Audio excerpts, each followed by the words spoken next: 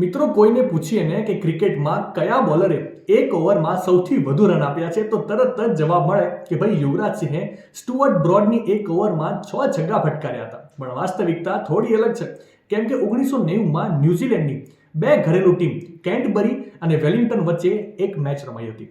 વેલિંગ્ટનની ટીમે અંતિમ દિવસે કેન્ટબરીને જીત માટે 291 રનનો સ્કોર આપ્યો હતો અને કેન્ટબરી ટીમે સ્કોરનો પીછો કરતા કરતા 196 રનમાં 5 વિકેટ ગુમાવી દીધી હતી. મેચ પૂરી રીતે વેલિંગ્ટનના પક્ષમાં આવી ગઈ હતી. એ વખતે રોજર ફોર્ડ અને લી જર્મન મેદાન પર હતા અને મેચ ડ્રો તરફ જઈ રહી હતી.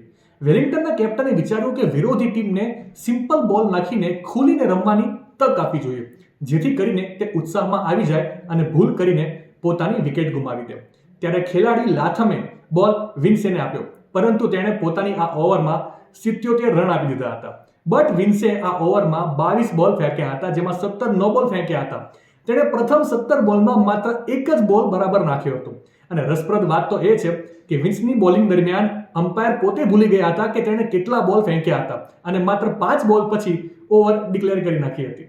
માહિતી સારી લાગી હોય તો રીલને વધારે શેર કરજો અને આવી જ અવનવી માહિતી માટે સંદેશ ડિજિટલ સાથે જોડાયેલા રહેજો.